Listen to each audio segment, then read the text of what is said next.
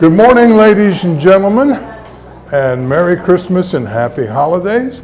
My name is John Zimkus. I'm the Education Director and Historian here at the Harmon Museum, and welcome to our December Lunch and Learn.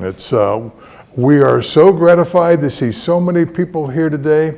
It's proof that the Lunch and Learns are back after the COVID break, and because the last 3 or 4 have been excellent, and this is a fantastic number, and we welcome you all here.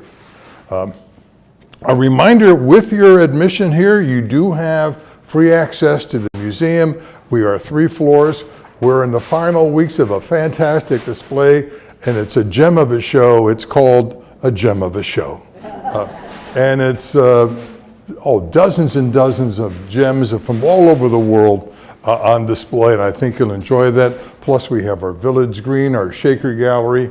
Over here through this doorway, we have the Neil Armstrong Gallery of Flight, and also the history of flight in Warren County. And so there's quite a few things to see. Plus, there's a 10% discount at the gift shop today for you as our guests. Some things coming up I'd like you to know about. The Black and White Ball here on December 31st, New Year's Eve. We'll have drinks, food, raffle baskets. Jay Mills, Lebanon's fantastic musician, will be playing. They'll be dancing. It will be from 6 until 10, so you can get home and watch the ball go down. It's going to be a fun evening, and I think you'll enjoy that. I believe it's $45 for singles? 40 for singles and $75 for a couple. So please join us for the Black and White Ball. Get you a chance to wear that fancy dress or that nice suit you haven't worn in a while. Starting January 3rd, after A Gem of a Show stops, we're going to have Baby It's Cold Outside. We have a fantastic textile department, and they're going to show winter garments through the years on display in the Gary Semgendinger Gallery and probably elsewhere in the museum also. So it'll be it'll be running from January 3rd to February 25th. I think you'll enjoy that. Coming up in the months to come, we will have music at the museum. Once again, a half a dozen or so different little mini concerts. And our director, Michael Coyen, will be giving art and civilization lectures in the evening about, we have a fantastic art collection, but he will talk about how art was created, how art has had an influence on society, and how society had an influence on art. Now, as far as Lunch and Learns go, on January 18th, our good friend Joyce Loving Browning will be here. You may have seen her as Annie Oakley. You may have seen her as Martha Washington. You may have seen her as a pioneer woman kidnapped by the Indians in 1750, or a grave robbing lady from Cincinnati in the 1870s. But she's coming as Lottie Moon, a Confederate spy who lived in Oxford, Ohio, some 25 miles from us. And that'll be January 18th, and she will be our Lunch and Learn speaker. On February 15th, I will have the pleasure of being your speaker. We're going to talk about Abraham Lincoln and his Warren County connections. And although he's the only bearded president not to visit Lebanon and the Golden Lamb, he's also the only bearded president not born in the state of Ohio. He did have connections with us. He did pass through Warren County at least twice. He had a relative who lived about 5 miles north of us and is buried only 6 blocks in that direction. So many connections Lincoln had with us. Some of you may have seen Suzanne Anderson Taylor giving her talk on letters from Paris about her grandmother's pen pal in the 1930s as World War II was approaching. She's coming back, and as a teacher at Lebanon High School, she does a unit on the crowning of the British royalty. And so she'll be doing the crowning of a king, talking about things. This will be March 15th. What is going to happen to now King Charles in May when the coronation goes on. On April 19th, Jack Blosser, former director of Ford Ancient, who had been there for 25, almost 30 years, if not more. He's now the executive director of the Springboro Chamber, and he'll be talking. He's also agreed to be the Warren County Historical Society's archaeologist. I don't know if you heard that, but Jack has also agreed to be our Warren County Historical Society archaeologist. And he'll be talking about prehistory versus history, the changes in our area before Euro-Americans came to the area and after Euro-Americans came and the records were kept. And he, although he's not associated with Fort Ancient, his personal collections of artifacts is still quite amazing. And then on May 17th, our very own director, Michael Coyne, the man who's been giving me prompts here and there, will be our speaker. And what's new at the museum? We are always getting some new things. We were talking about what is new in the museum this morning, paintings and other artifacts. But also, sometimes what is new is something we didn't know we had. And so we rediscover it, we find it, and now we know a better understanding of what is in our vault. So on May 17th, he will be our speaker. So there's a lot of great things coming in the museum. I hope you will join us, not only today, but in the months to come in 2023. And now it is a pleasure for me to introduce our speaker today. Linda Martin is not only a great speaker and a great collector, but she's a big supporter of our Lunch and Learn program. In the last 4 or 5 years, I'm not quite sure, there can't be more than a handful you've missed. I really appreciate that. You may have first have become aware of Linda last year in October when she put up her great collection of Halloween artifacts going back to the 1920s. And I knew her about a year or two before that. Just when COVID was about to hit, we tried to do a virtual Lunch and Learn, and we recorded it, and Linda and I were both very good in that. We were good in that, that's right. But it just didn't record right. So when things eased up, she did it for last October, and it was fantastic. And then she said, oh, by the way, John, I've got a little collection of Christmas things, not quite as big as the Halloween, but I could talk about that too. You're going to be impressed if you're not already impressed. Linda lives in Centerville. She is a optical billing manager by profession. She's been collecting Halloween things since the 1980s when she was maybe, 5 or so? Yeah. And I don't know if Christmas may have come a little bit later than that. Not quite as old as the Halloween things, but if you were like me, you saw a number of things here that you remember as a child, or you're amazed as I was, what great condition they are for being 30, 40, and in some cases 50 years old.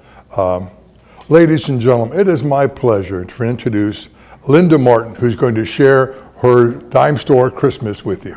Thank you.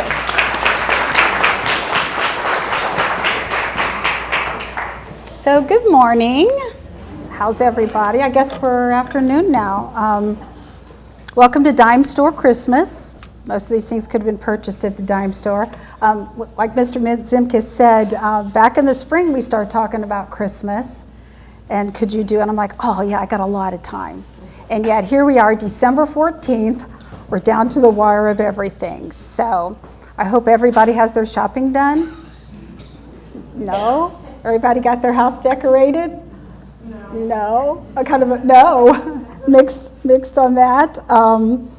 A little bit about myself. I was born in 1957. I think this is why I partially love the 50s Christmas and 60s Christmas. I grew up in the 60s, so a lot of this was out there. We didn't have a lot of this in our house. Our father loved Christmas. Anything new it seemed like we had, he would have purchased. We were the best person on our circle to be outside decorated.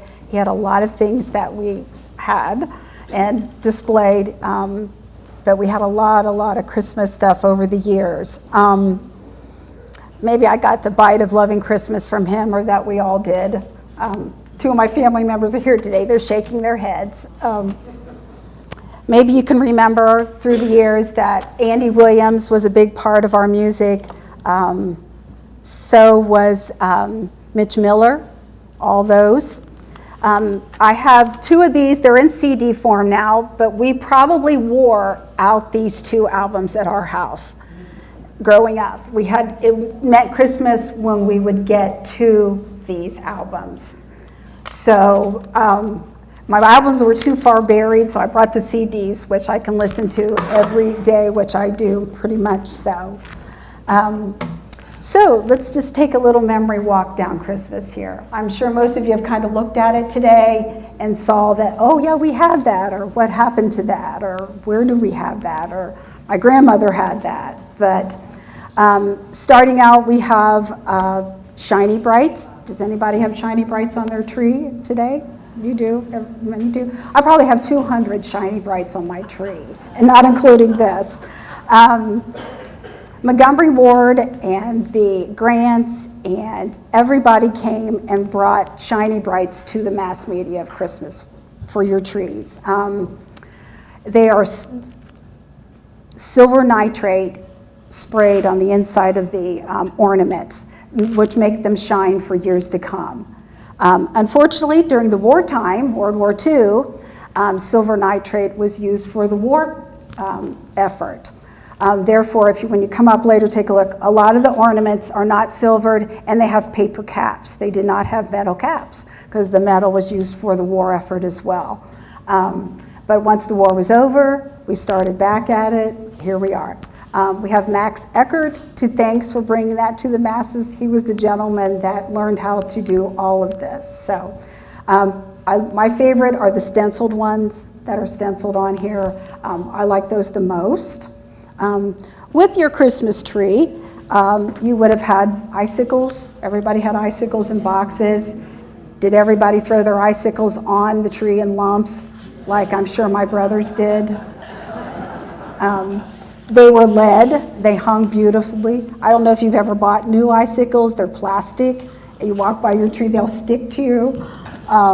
But many icicle boxes are out there, as well as tinsel boxes. Probably everybody had tinsel boxes. Probably had reflectors. Did you have reflectors on your trees? Remember the bigger bulbs? You would put these reflectors around the bulbs to help the heat. Very popular right now. I guess everybody's deciding they like those. So moving on to our silver tree here.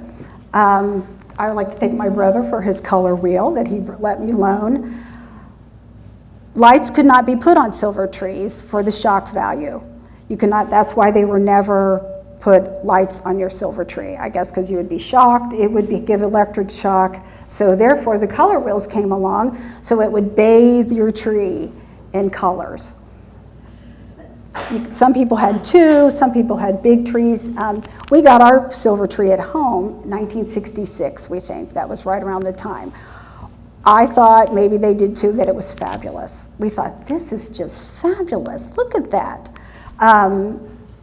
However, we gave up our warm, evergreen, shiny, bright smelling tree to go to this, which we thought was great. This was my father's tree. We had a big tree when we were young.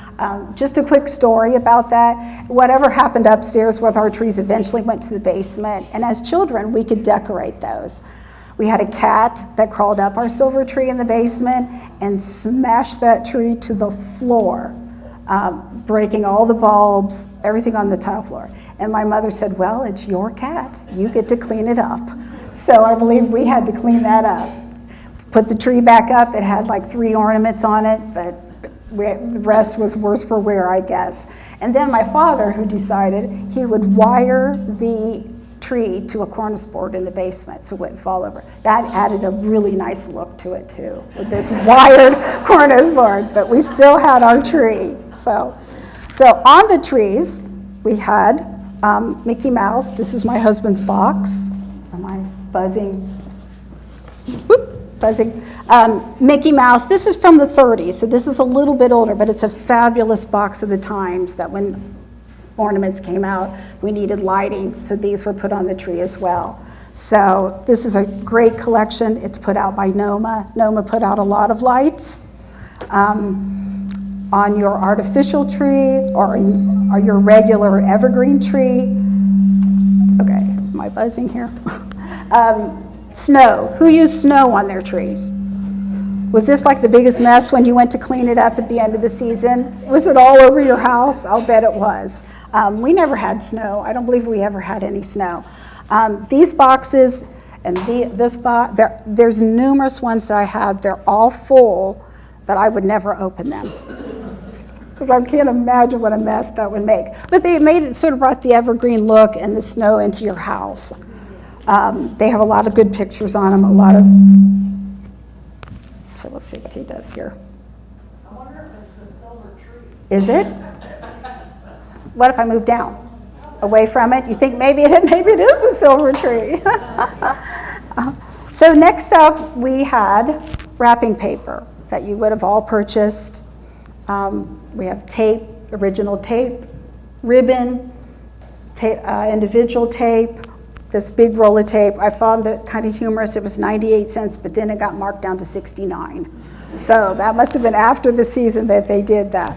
But it's a great piece to have. Kind of big, but shows all the different, how the papers have changed over time. So I'm sure everybody has their gift wrap done, the wrapping in that vintage paper.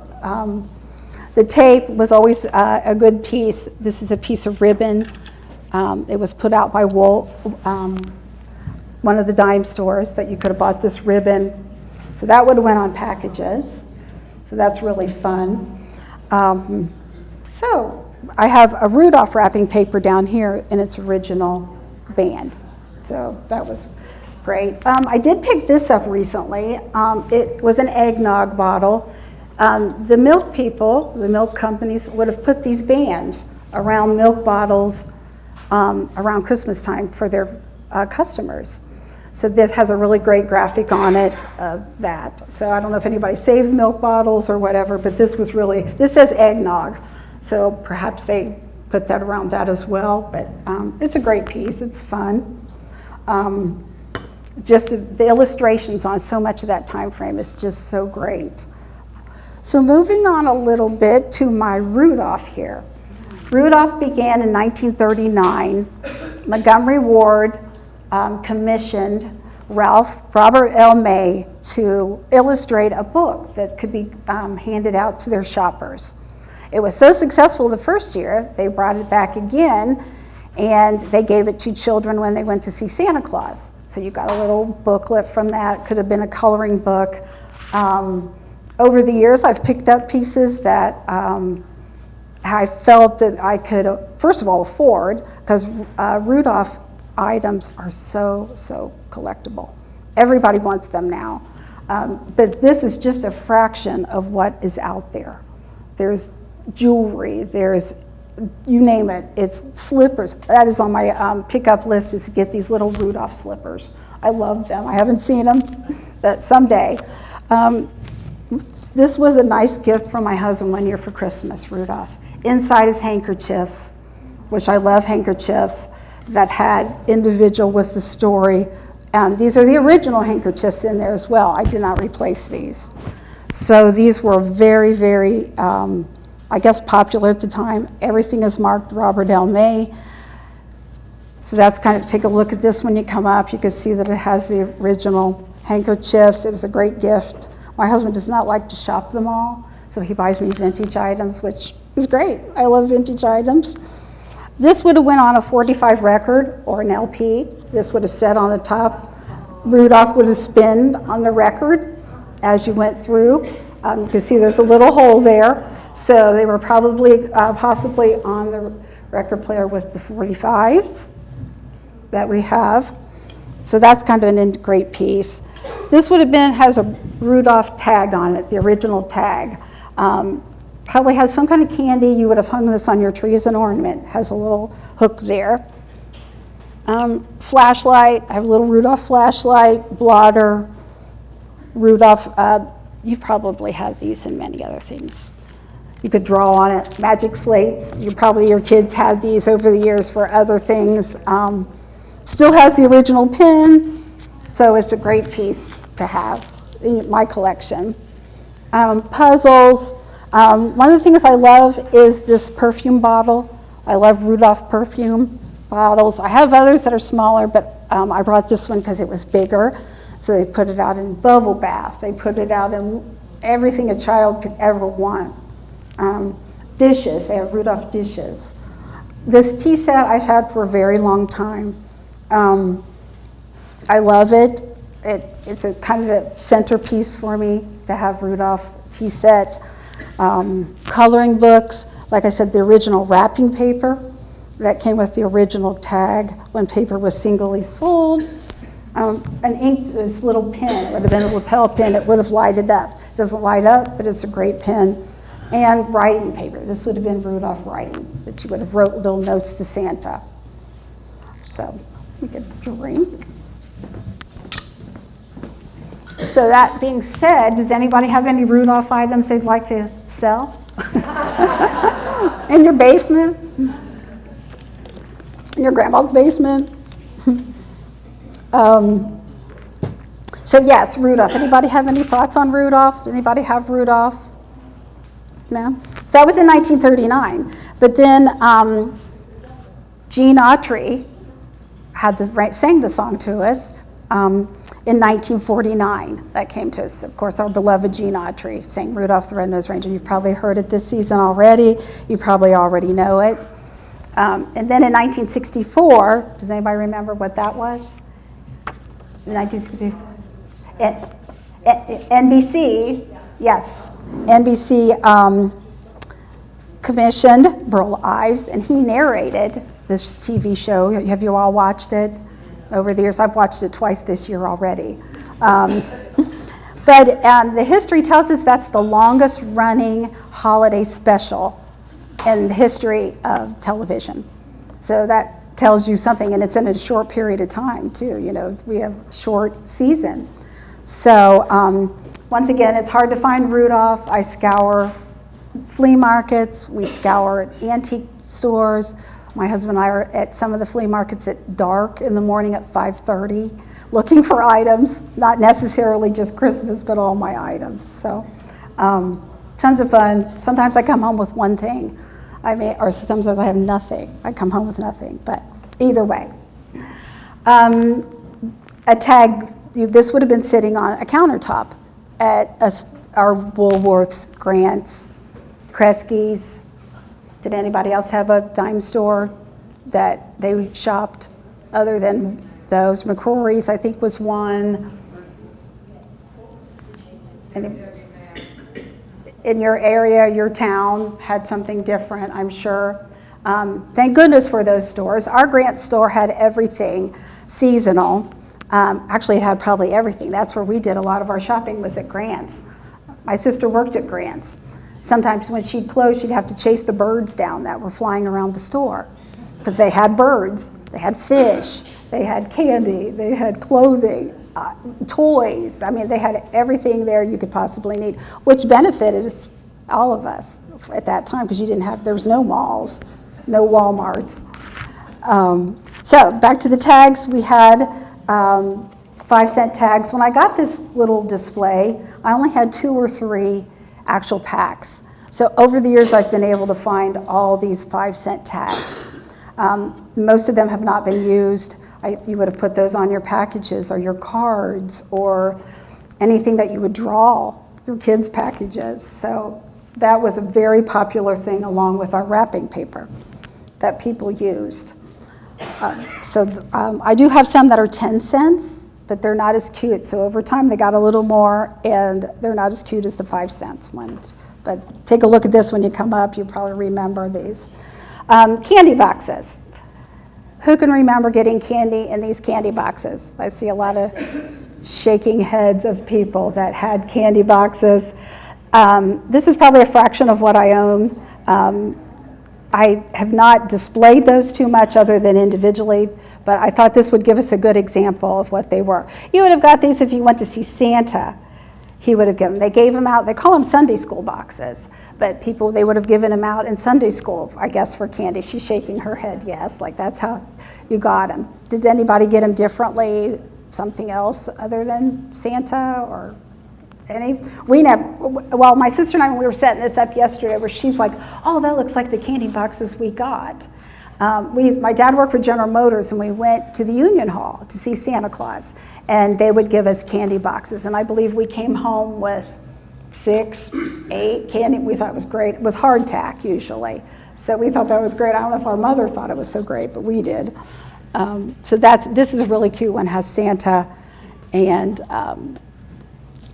there are so many. My friend of mine puts hers on a tree. She must have 50, 60 boxes. It's a really beautiful tree when it's all done. So it's very interesting how she has it. But our favorite is the snowman on the rocket. That is our very favorite one. So that's why I kind of got the honor. Let's see here. Moving on. Christmas club. Does anybody put money into a Christmas club? Does anybody? Yes. Yes, I did. You do? Do you still do it to this day? Yeah. At the end, yes. John, you think $50? That's a lot. You think, wow, that with no interest, right? Everybody thinks of that today. It started I found this 1909 is when Christmas clubs started. I thought, wow, you could put at the end of the season, it was $28 that people would have deposited so they could go shopping. But for 1909, I thought, wow, that probably was a struggle for $28. Can you imagine what that would have paid at that time? So I've picked these all up over the years, and I didn't realize I had so many until I started thinking about that for this little display. They were booklets. They were from your bank. You would have got them at the bank. This was a set of matches. They advertised Christmas Club to everyone. However we can get them in here, however the banks get it. On the back, they usually put the bank's name that you would have went to. The purpose of this, you would have hung it on your Christmas tree then. So it's like kind of a dual effort. Christmas tells you how much you're saving. You can start seeing like, oh my gosh, I've already got $10 in there, or whatever that your amount. You could pick whatever amount you wanted apparently, because they were everywhere. Some of them, the older ones that I have this little sleeve with the booklet that looks like this. It's even got things. This person must not have done too many of their, did they?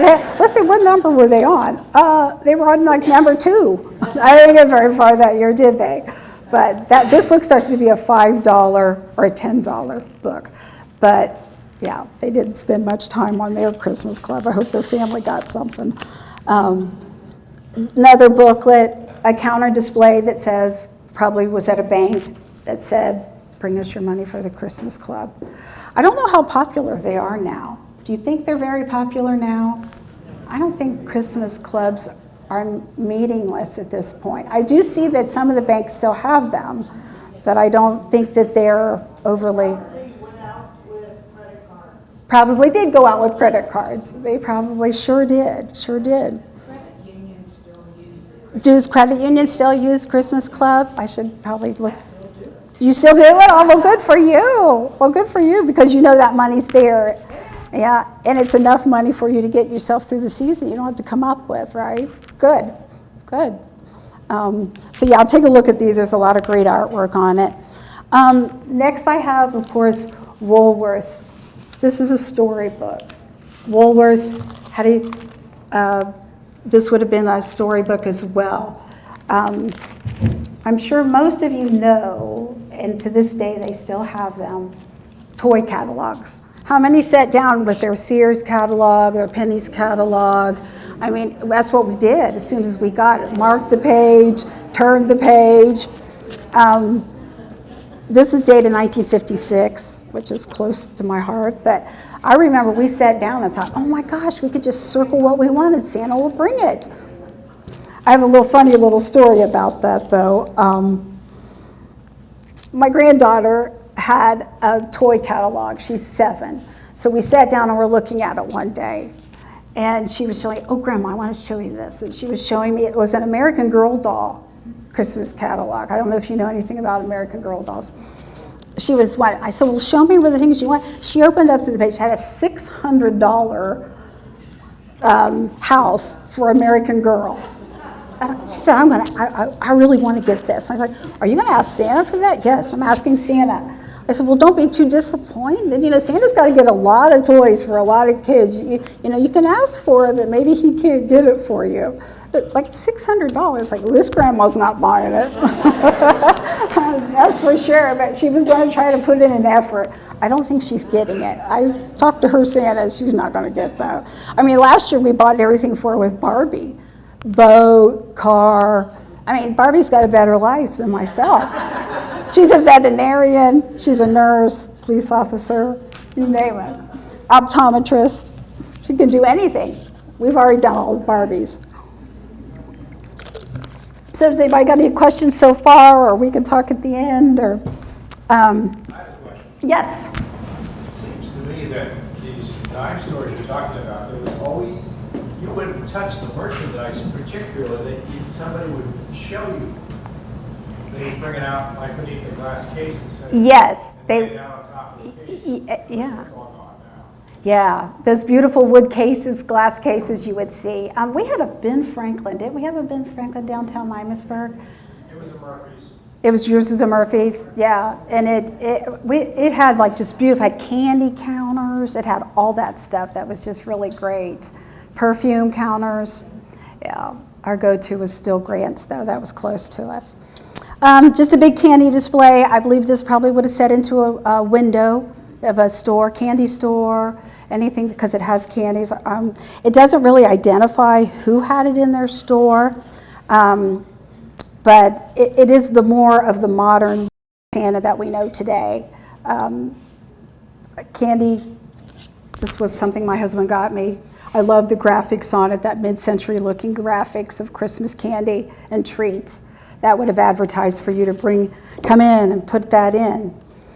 Christmas card holder, I recently picked that up. You would have put Christmas cards in here. He's in great shape. Candy, you probably have candy tins maybe yourself. Did anybody keep the tins? Don't you wish you'd have just kept everything? I know, I do too. I know. Our little handkerchief girl here, she's very sweet. My sister and I, it took us 3 hours to do this. Just last week, all vintage handkerchiefs, vintage corsage. We think she turned out really sweet, and it was a good way. Now, I had a Halloween costume on this in October, so then there we are. We could switch her over to Christmas. I probably have at least 100 Christmas hankies. They're inexpensive. They have great graphics on them.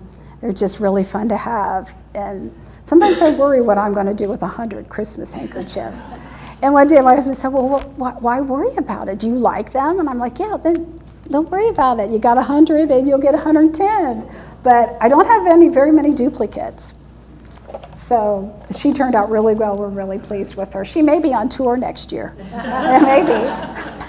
Give me some money how I can. Christmas corsages. Who wore these in the day? Anybody? Your grandmother? Your mother? Teacher? Anybody? No? Yes, you're shaking some. No? I love these. I love them in the original pack. I think, maybe our grandmother wore these. I think people would have given them to their teachers or Sunday school teachers and along that line. But they're very plentiful out there, but in the original box, not so much. So my guess is they never wore this one. Like they put it in a drawer and then there it stayed. One of my favorite ones is this one because it has the little bells and the bulbs added to it, the mercury bulbs that were so popular. Christmas jewelry, there's a lot of Christmas jewelry out there. Cute earrings, cute pins. I have cases of that as well. I did not bring, I guess I could have brought some. But that was a very special day for me that we worked on that together. And she turned out so cute. So let's concentrate a little bit on the back here.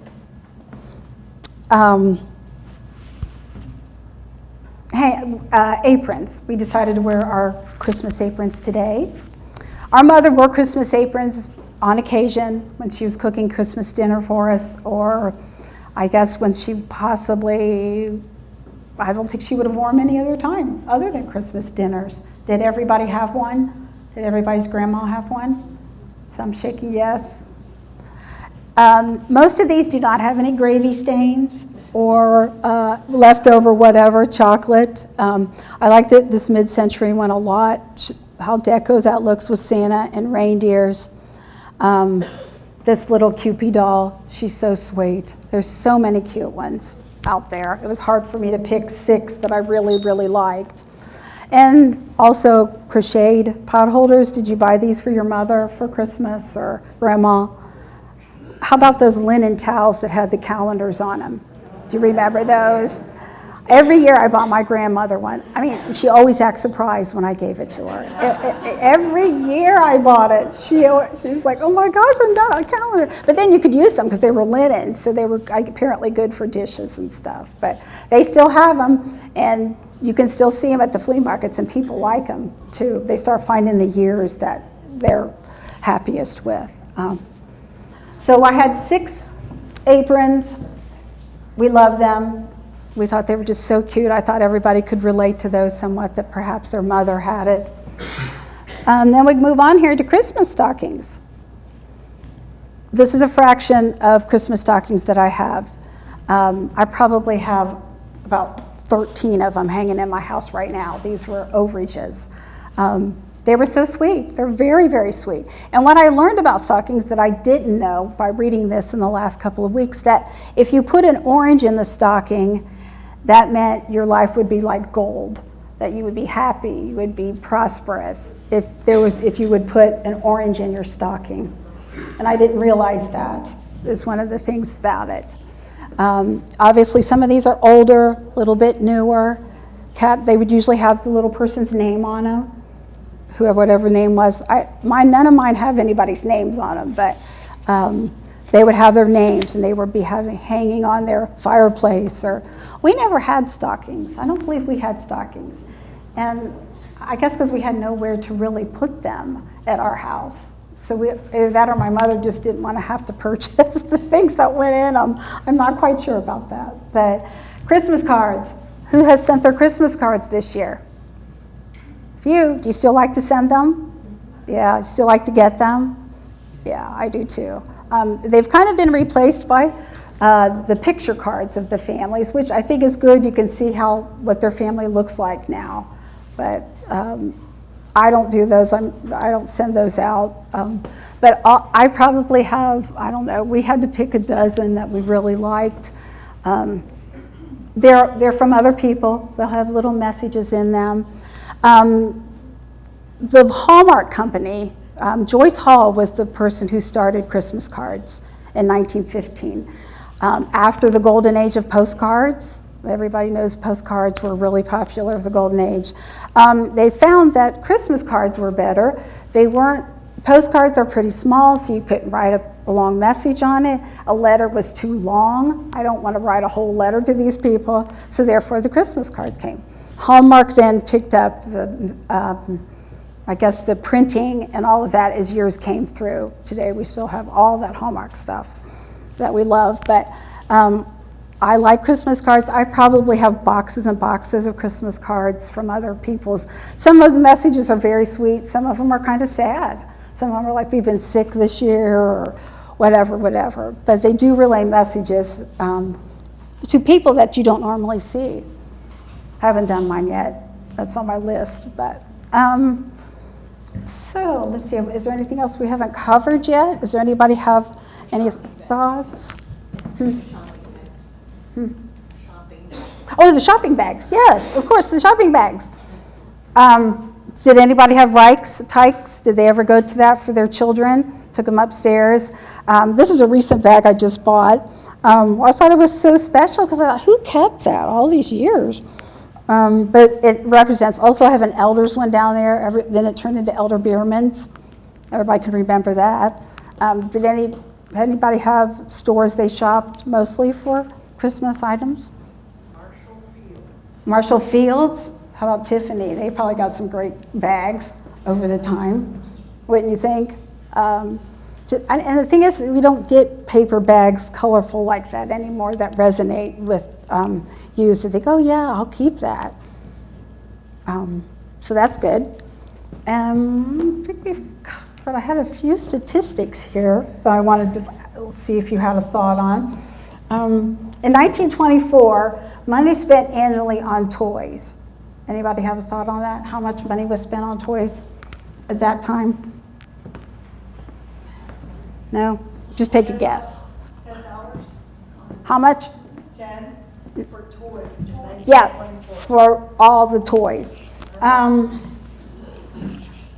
million in 1924. I thought that was a staggering amount. 2005, do you know what it was up to then? No? Take a guess. Yeah, 22.9 billion. That was in 2005.